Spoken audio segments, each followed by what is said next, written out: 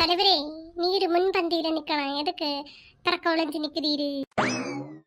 எம்மா பத்திரகாளி என்ன எதுக்குமா கோத்து விடிய? ஓய் தலைவரே, நீர் ஒரு பஞ்சாயத்து தலைவர். ஊரு நான் சூடு சொரணையிடாம எப்படி சொல்லுதீரு? அஸ்தபந்தாமா இதுக்கு நீரு பஞ்சாயத்து தலைவரா இருக்கண்டா மாப்பஸ் வாண்டுங்க. இதுக்கு பதிலு பத்திரகாளி அக்காட பஞ்சாயத்து தலைவியா மாத்துங்க. ஆட்டம் பட்டைய கலப்பம். வேண்டாப்பா வேண்டாம். தலைவி பதவி பயங்கர பொறுப்பானது.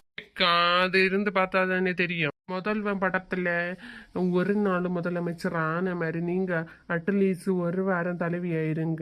அதுக்கு ஒரு சேலஞ்ச் விடவுக்கு இந்த தலைவருக்கு துப்பு இருக்கா? வள்ளி என்ன பார்க்க உனக்கு எப்படி தெரியும்? நான் வந்து சாதுவா இருக்கேன்னு தான் உண்டான இந்த தலைவர் பதவி பெரிய பொல்லாத்தது. எவ்வளவு டிப்ரெஷன் டென்ஷன் எல்லாம் உள்ளே மண்டைக்குள்ளே ஆற்றி வச்ச முடியும். யாருக்கிட்ட புலம்பி ஆள முடியாது, சொல்லி ஆள முடியாது. பஞ்சாயத்துல நடக்க ஒன்னும் வீட்டுல சொல்ல முடியாது. குழப்பங்கள் வந்து தலையாடும். நானும் சேலஞ்ச் எடுக்கேன். நாளையிலிருந்து ஒரு வாரத்துக்கு பத்திரகாளி இந்த ஊர்ல பஞ்சாயத்து தலைவி. இது சத்தியம் சத்தியம் சத்தியம். தலைவரே ஊர் ஃபுல்லும் சொல்லலாம். எங்கதான் நம்பணும். நாங்க சொல்லி பேச்ச யாரு கேக்கியது இல்லாம தெரியுமா? நந்திக்கே அந்த மைக்கில சொல்லலாம். அந்த கேப்ல போஸ்டர் ஓட்டுனாலும் கொள்ளலாம்.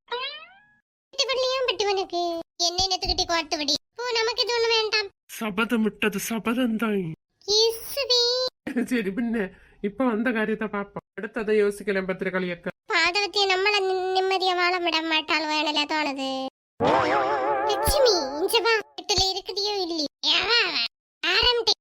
என்ன இந்த பத்திரகாளி அந்த இது அருவமணியோட வந்திருக்கியா? அவ்வளவு தெல்லில்லையே விளக்கு. ஒருவேளை தேங்காய் நீங்கள உடச்ச கொண்டிருப்பாள். ஓய் தலைவரே, இவ்வளவு கட்சியில நீ இருந்தேன் சேர்ந்தாச்சா? லட்சுமி என்ன வார்த்தைமா சொல்லி இவங்க தான் என்ன கூட்டிட்டு வந்தாங்க. ஏதோ பஞ்சாயத்து பண்ணணும். என் வீட்டுல பஞ்சாயத்து? என்ன பஞ்சாயத்து? நீ ஏதோ அந்த உன பொண்ணுக்கு வந்து வரன் பாத்துருக்கிறியா? இது அம்மா கண்ணா கேடு வந்துச்சு. எனக்கா கொட்டிக்கு நான் பாக்கி. எனக்கு ஒண்ணும் பிரச்சனை இல்லம்மா. இந்த பத்திரகாளிய பாரு. அருவாமனையை கொண்டு கொலவரையாயிருக்க மேல. லட்சுமி நீ எங்க கிட்ட மாய்ச்ச விடல் விட அதுதான் பண்ணியேன்னு பார்த்தா இப்போ உனக்கு குட்டி நீயே பழங்கணத்துல தள்ளி வெடிச்சு அடியே. அதெல்லாம் தாங்க முடியலைங்களா? பத்திரகாளி உனக்கு குட்டிக்கு நீ கல்யாணம் பார்த்தா அது உடனே பாலங்கணத்துல தள்ளிய மாதிரி வருமா? இல்ல இல்ல அது போலதான் நானு. ஏன்னா பிள்ளைங்க இவ்வளவு ஒண்ணா அதோட வயசு இல்ல ஊதா அப்படி எப்ப 18 வயசு நிரம்பினது ஒண்ணு. கரெக்டா அந்த நேரத்துக்கு காய நகர்த்தி இருக்கே நீ. அக்கா நல்ல பாயிண்ட் எடுத்து பேசுதியோ. தலைய போஸ்டுக்கு நீங்க ஏற்றம் வாங்கதான். நீ சும்மா ஆயிடுவல்ல. இவ ஒரு நீ போலீஸ் ஸ்டேஷன்ல கம்ப்ளைண்ட் கூட தரும். சரி என்ன பண்ணான்னு எப்படி ஒண்ணுமே கேட்க மாட்டேன். அவளுக்கு 18 வயசு நிரம்பியாச்சு. 19 தொடங்க போகுது. அதனால இது எங்க விருப்பம்?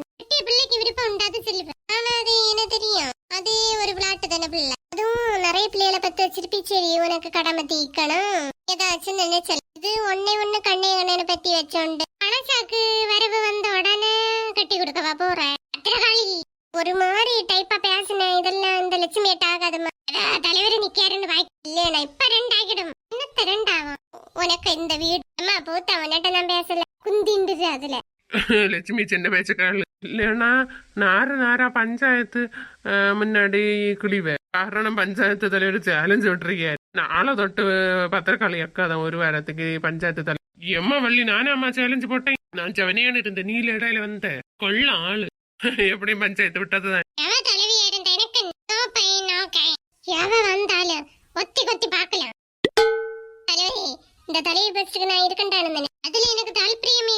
ஆனா இந்த ஒரு பஞ்சாயத்து விஷயத்துக்கு வேண்டி நான் இருப்பேன். ஊதா பிள்ளைய காப்பாத்த.